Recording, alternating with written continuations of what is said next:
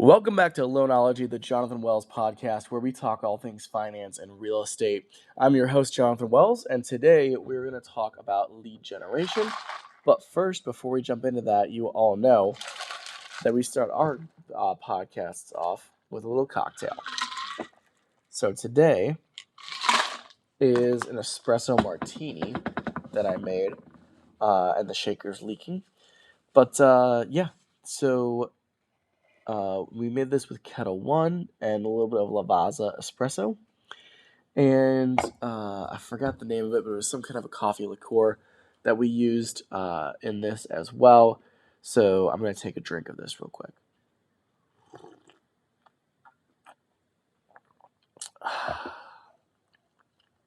That is good. So here's the key to a great espresso martini, or really any martini in general, to be honest with you. First thing you do is, if you don't have the glasses in the freezer, you need to fill the glass with ice while you're making the cocktail. That way it chills the glass. When you hold a martini glass, you're typically going to want to grip it from the bottom, of the actual coupe itself, above the stem, because that's where the center of gravity is. You're going to get the best balance on it. Now, when you do that, though, your fingers are going to be wrapped around the actual base of the glass, and it's going to add body heat to the cocktail.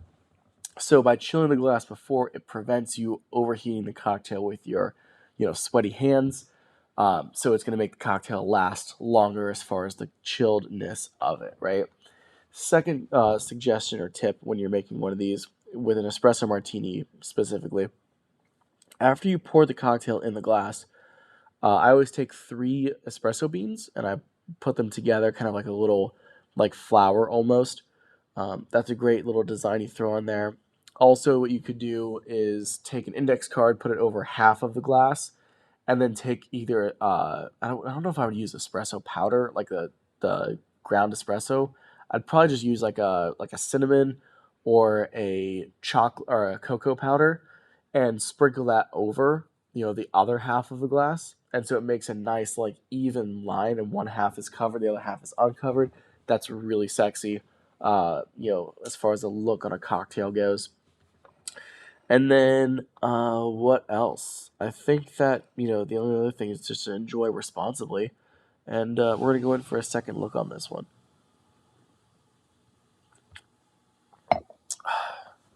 Yeah, no, Kettle One is the bomb. I'm not a huge vodka guy, but when I do drink vodka, it's Kettle One all day. Tito's is absolutely trash. If anyone here likes Tito's, well, I mean, you're wrong, but don't come at me with your stanky vodka. It's not good.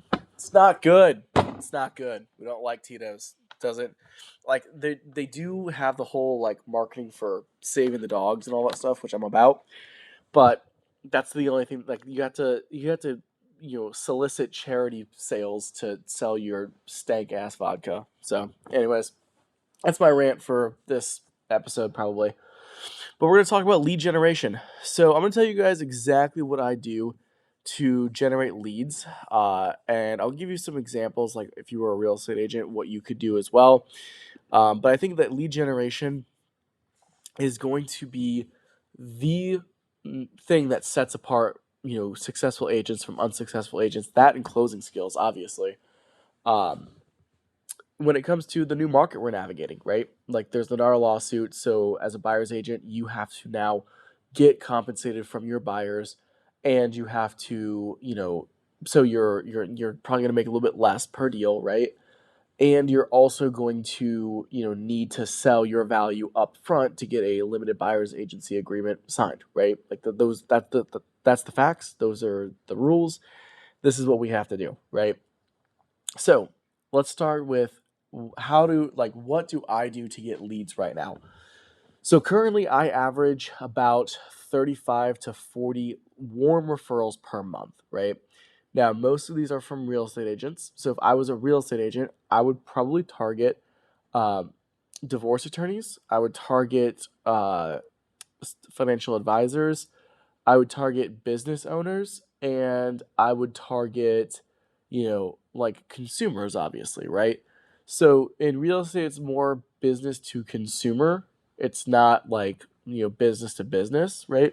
Like in my business, I always like I talk to consumers sometimes, right? I do some consumer direct business, but I'm really talking mostly to real estate agents, right? So it's a little bit different on my end. But for you guys, again, I would target business owners, people with large databases and large networks, right? That's who you want to know. So here's what I would do. I would go to every single networking event in my area that is not real estate related, right? It boggles my mind how many people that are like real estate agents that the only networking they do is with other realtors. And I'll sit there and like some of them are my close friends and I'll talk to them and I'll be like, hey, I was like, you're never gonna get a deal from someone else who does the same thing you do, right? Like they're not gonna refer you a buyer. They might, maybe they'll accept your offer on their listing, which is, it's good to go to these things once in a while. But like, if that's all the networking you do, it's not really something you should be doing, right?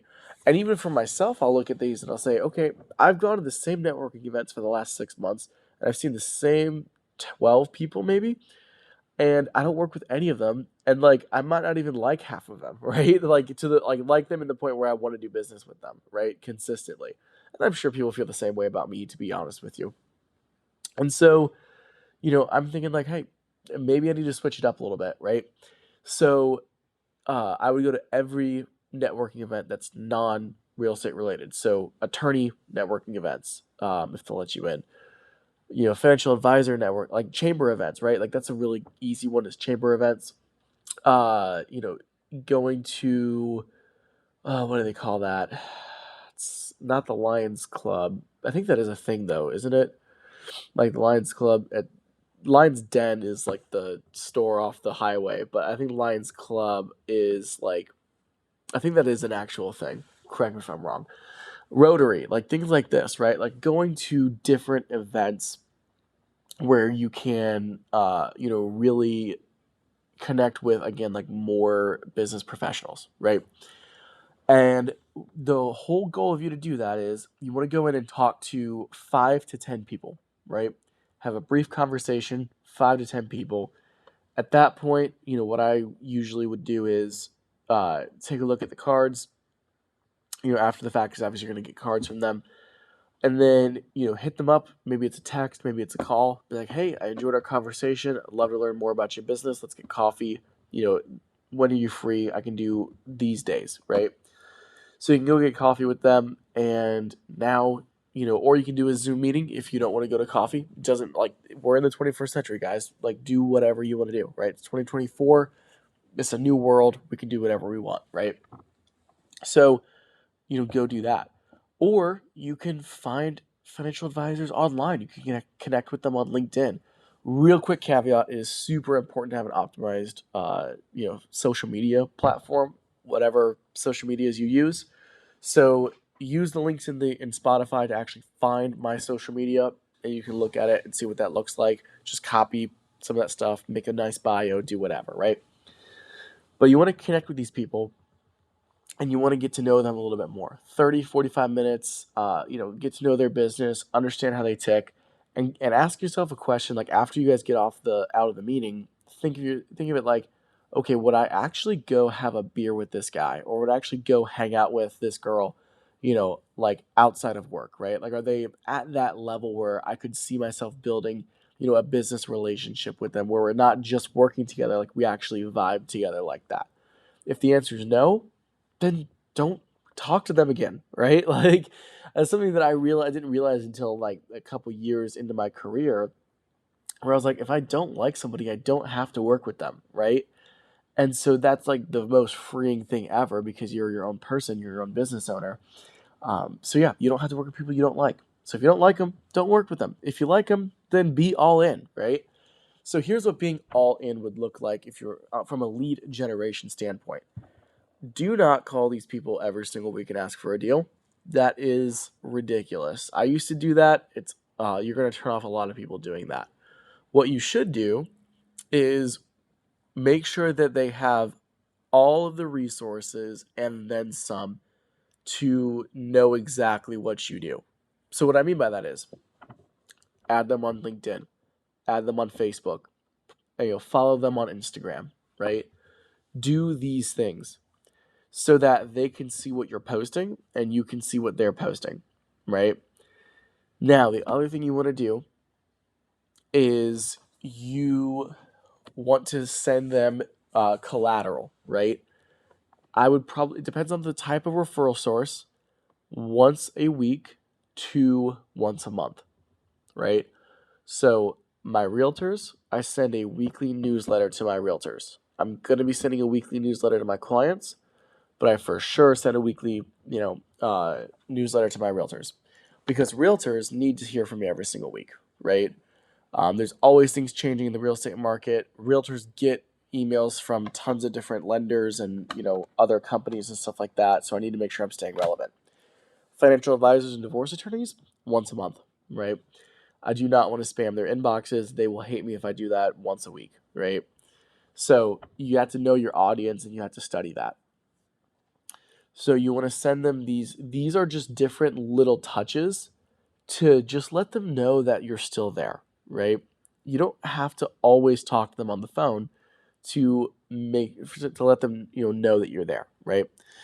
So another thing too I do is called social selling. So every single morning I'll go and I'll comment on 10 different social media posts on Facebook, 10 different social media posts on Instagram, and I need to get up my LinkedIn game up a little bit more because it should be at least 5 to 10 comments on LinkedIn as well.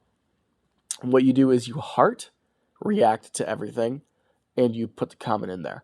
Now, if it's a funny post, obviously you can do a laugh react. That's not a problem. But what I'm saying is you need to don't just give a like. Likes are basically the middle finger at this point. So you don't want to do that. Now, if it's an eye-opening post or if it's something that's a little bit more than what that, a little bit more information than what some people would share, what I'll do is I'll go to the DMs and I'll send a DM saying, "Hey, I really appreciate the content you shared today. You were very open and vulnerable. I just want to say that was awesome," right? Or, "Hey, I really like the content you posted today. Keep that up." Something like that, right? Now, the reason I do that is I want to elicit more reactions and more conversations from those people. Most people that are in business now, at least that I talk to, are millennials. Millennials really don't want to talk on the phone, and I'm okay with that because I'd rather I know talking on the phone gets you more it will convert at a higher rate, but also I'm not trying to talk to a bunch of people on the phone when I could just send them a message to, right? So know your audience, right? uh, so again, all of what you're doing with this stuff is to elicit more engagement, right? That way, the next time that you do talk to them, they're going to pick up the phone. Now, what you should do as well is if you have your database of people that you get business from, you really should see them at least once a month, whether it's at an event that you're hosting or a one-on-one. I would really try and do it where you have a good mix of both, right? I don't want to have to do one-on-ones with every single person every single month, but I also don't want to just see people at my events. I want to be able to connect with them more because at events that I host, I'm not going to be able to have a deep conversation with everybody because again, I'm probably going to be talking to multiple people during that night, right? So make sure that you're able to connect with them. Now, when it comes to actually getting the referral, here's what I would suggest. Because at a certain point, people are going to call you and they're going to say, "Hey, I've got somebody for you," right? Because you made that clear. You had the conversation with that account or that client, that prospect, and you said, "Hey, I'm a real estate agent. This is what I do. I want to help you out when you're ready," right? So you're making your presence known. You're making your services known. You're dripping on them. You're talking to them, and you're connecting with them and building the relationship. As that continues to go, it is okay for you to ask for referrals, not like every once in a while because you should be asking for it regularly, but not every single time, right? Think of your relationships like an ATM. You have to make deposits more than you make withdrawals, right? So how that would look is I had a real estate agent that I connected with, a couple months ago, and he owns a brokerage, and his sales team is not he said that his sales team's not the best. I've met everyone there; they all seem really nice, but there's not a lot of people at his brokerage, right? He's doing a lot of the work, and he wants some of the work taken off of his shoulders. So myself and my insurance agent are working on helping him build up his sales force and helping him get more training for his agents, right? So I did an event for their office. I invited them over to my March Madness event that I had, and some of their agents came over to that. And I'm also helping obviously revamp their sales team. So I'm adding a lot of value. So today, when I called him, I said, "Hey, just so you know, here's the top two types of clients that I'm getting right now. I'm getting people that were denied from their loan, from for their pre-approval or for their contract, right? And I'm helping get those deals reapproved that were denied, or I have clients that are looking to purchase a home and maybe they're approved at 250 and they want to find a home at 300. Like I'm giving second opinions to get a higher pre-approval amount."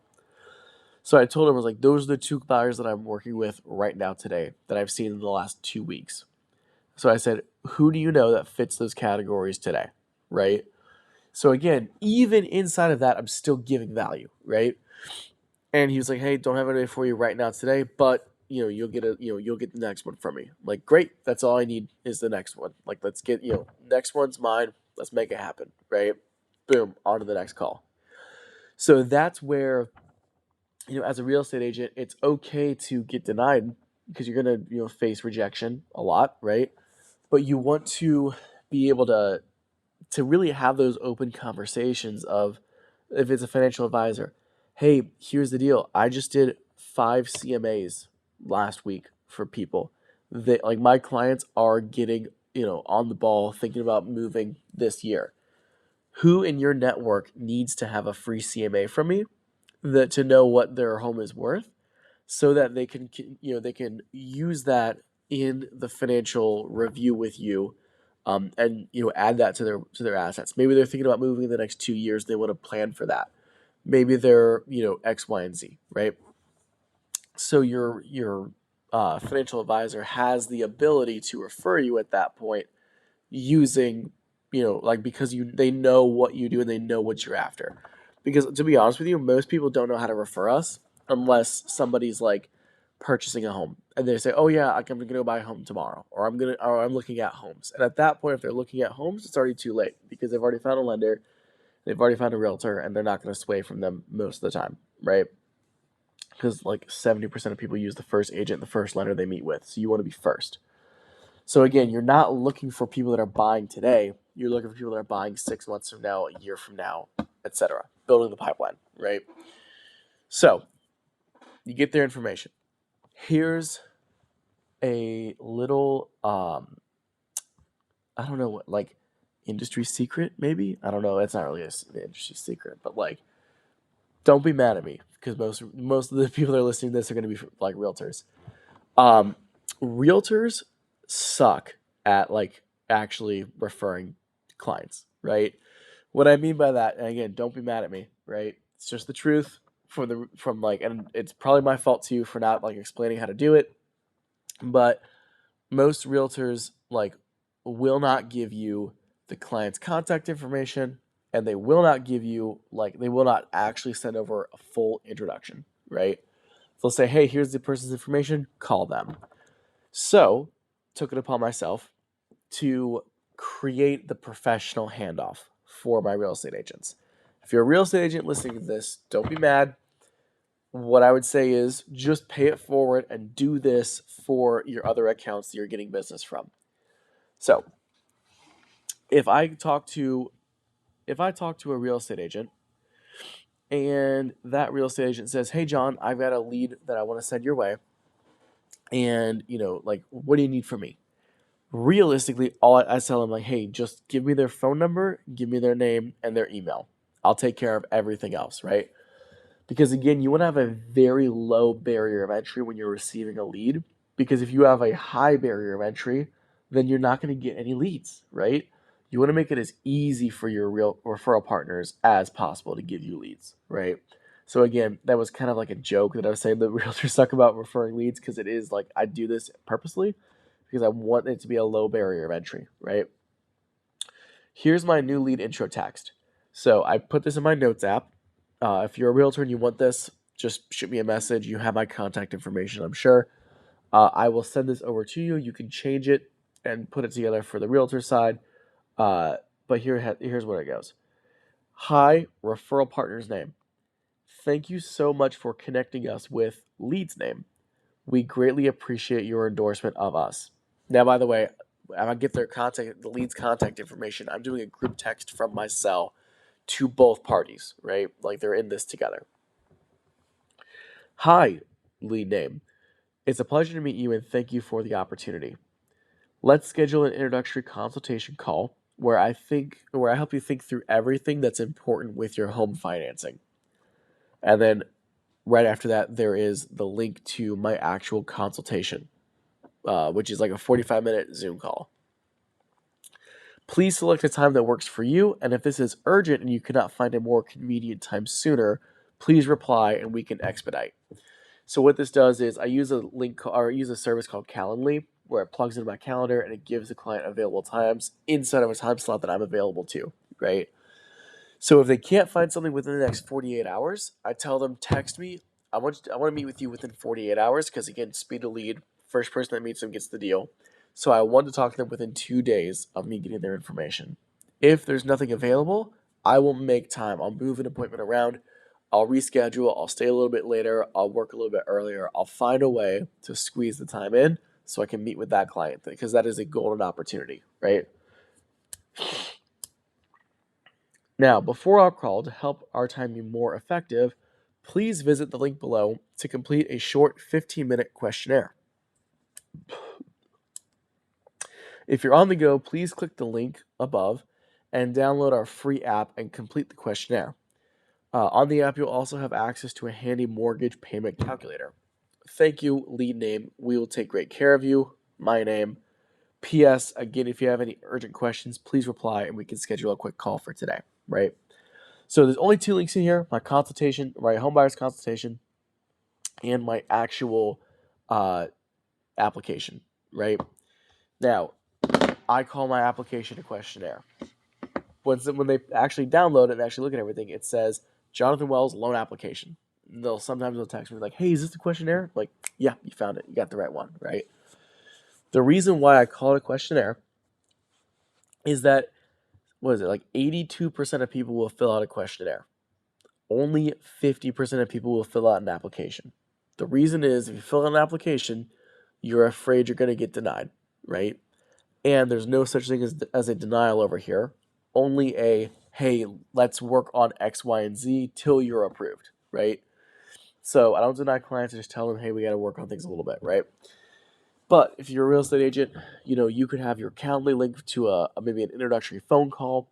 You could have a buyer's consultation link. You could do something like that, right? And you can structure your calendar around, the days and the times that you want to meet with people to do that. And then you have a more predictable business, right? But essentially what you want to do is you want to have an intro text, so that way you can send it out to them immediately and then start dripping on them. Another thing that's super important too is to have some kind of a client management system or a CRM, and have some automatic follow-ups on there. So if I put clients into my follow-up, then I know that they're going to get hit, for at least 10 weeks or like 10 touches or whatever it is. And I know that like that's going to convert a bulk of these people. I'm obviously going to call them and I'm going to follow up with them myself personally too. But I know this system's going to do it consistently with this, strategy that I have put together, right? So if you're a real estate agent, have a follow-up plan, follow up with these people. You should follow up with them at least 7 times to make sure that you're converting each of these people, right? Now, you need to know where the referral came from, like the source. So like what type of business partner did it come from? Was it a financial advisor, divorce attorney, whatever it is? I have realtors, past clients, business partners, social media, whatever, right? So you got to know where they came from, obviously client's information, where they came from, and then who actually referred them over. I want to make sure that I'm, thanking the referral source, telling them that I appreciate them, because again, the more that you do that, the more you build trust, and the more you're going to get that next lead. Also, I actually have like this is all an Excel spreadsheet that I can see, by the way, right? I also have like, check boxes. Like, did I put them in the CRM, right? Did I actually tag them so they start getting the automations? Did I like let the referral partner know where they're at in the process, right? Like, these are all things that I want to make sure that I'm doing with these clients, so that way I'm closing the loop. I'm opening the loop and closing the loop at the same time, right?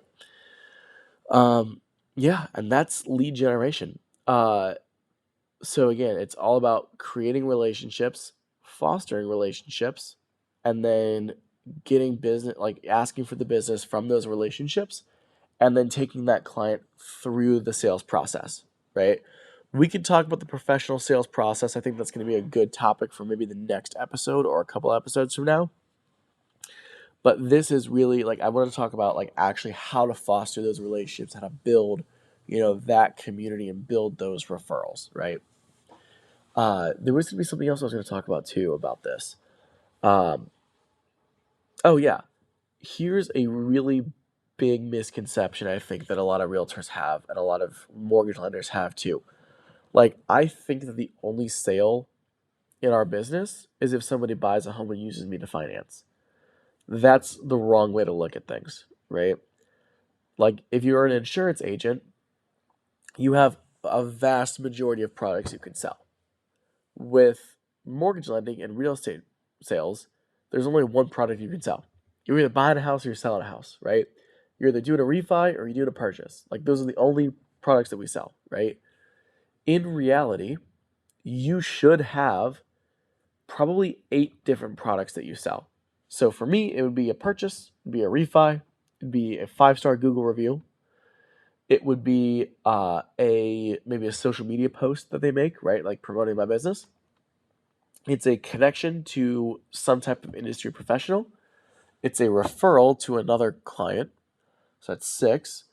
Um, it is them subscribing to my podcast, right? And then it's them maybe sharing, maybe like following me on social media or sharing, a social media article that I posted, right? Like, that's 8 things right there, and I could probably come up with more, but those are 8 things that I could have my clients do for me that would actually further my business. Not just buying from me, right? So what you can do is a lower the bar close, right? So we're going to talk about closing skills and all that stuff in a different episode. But essentially, let's say you're talking to a client, like every client should buy with you, right? So you're talking to a client, and let's say you pull their credit, and like shoot, they're in credit repair, right?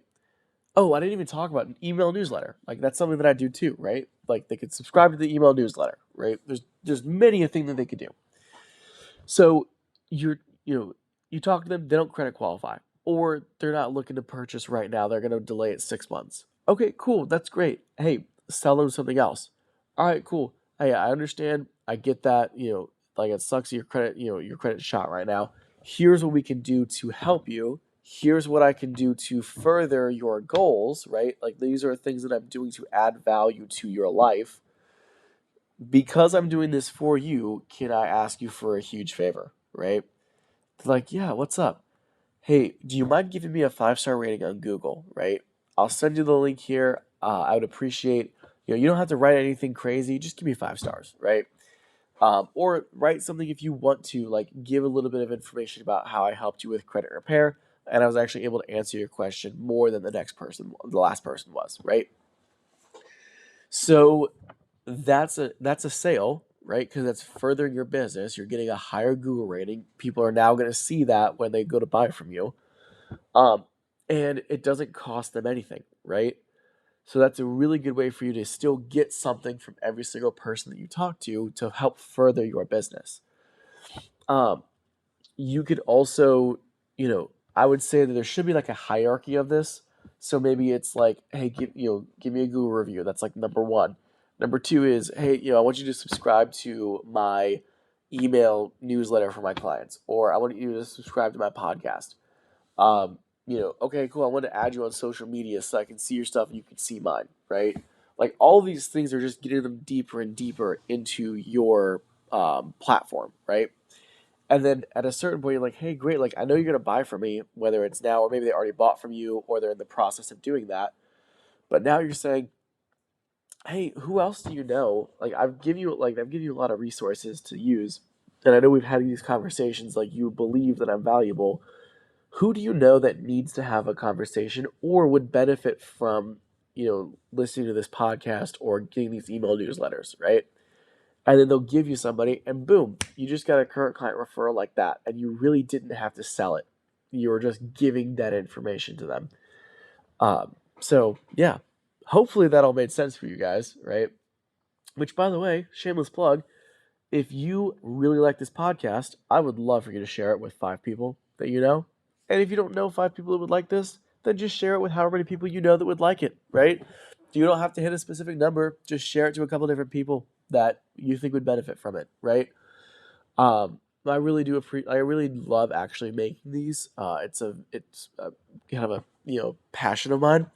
And yeah, we're gonna be wrapping this up here. No rant today, because I kind of rambled on for a little bit, anyways, and we're at 30 minutes already. But I wish you guys the best. Stay safe. Keep hustling. Keep closing out deals. We're all gonna be fine. This is a great business, and the people that are passionate about it are the people that are gonna survive. So, be passionate, stay classy, and I'll see you guys soon. Make it a great day.